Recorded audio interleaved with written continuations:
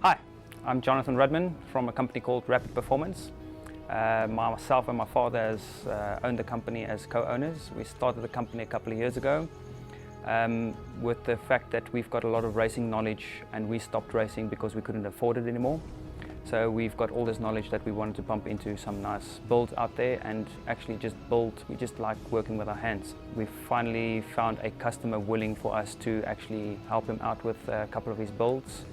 We've done from his Mercedes AMG to his Ford Focus ST, even his Jeep SRT8 that was turboed, and he wanted something completely different off the track. So we decided on a Japanese car, and he brought me a nice little 200 SX, which is my favorite cars that I love to work on, seeing that I own two. The whole project started out that he wanted to do a body kit on the car, and it just evolved from there.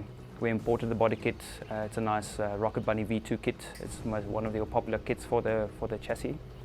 And the car was untouched by anyone else, so it was a nice platform to start off with.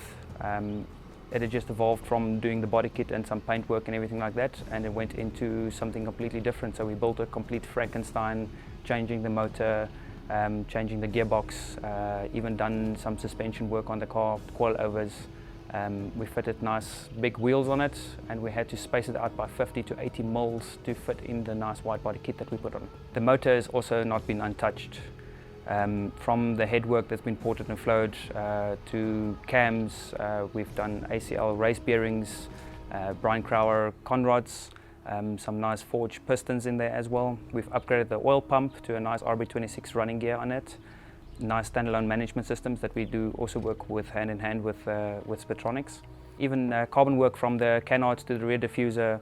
The interior is also untouched. Well, nothing's untouched, put it that way. From the carpeting to the roof lining, the roll cage that we put in there, the sequential shifter that was quite tricky to put in there.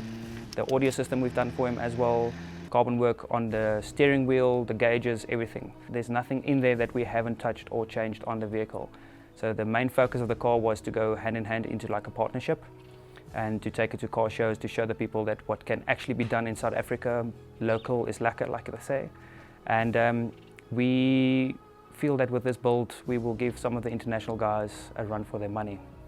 We've even installed something as an AMM water meth kit to try and get the octane higher up and the heat down so we can get some more horsepower out. Our end goal with this thing is anything from 340 kilowatts up onto the wheels, and I'm sure we're going to do that with ease. Even the Precision 5858 turbo that's on here, I feel is a bit on the big side, but the customer wanted to use specifically that turbo, so we went with it to see what we can do with it. They rate it at 800 horsepower, so to do our end result that we want to achieve should be done easily. We've gone and put some nice 5.0 injectors in there, 850 cc's, stage 2 Tomei cams.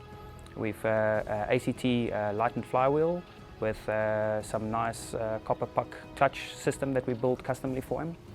The water meth kit comes in progressively, so it's not an on and off system. The gauges that we've got in there's a lot of safety features in it as well, because you don't have time looking down at your gauges when you're going at 200 kilometers plus on a racetrack. The sequential shifter that we imported is an IKEA system that comes straight from Japan.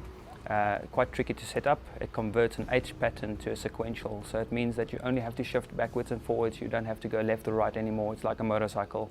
It helps you make precise shifts and eliminates the factor that you can wrongfully shift it or misshift from one gear to the next. It made the car go a lot quicker than what it was with an H pattern, but it's quite tricky to get used to. The roll cage is also a custom built one. Basically, the customer wanted to get in and out of the car quite easily, so we went around and worked around his problems and his criteria that he wanted, and we fabricated him a nice bolt-in cage.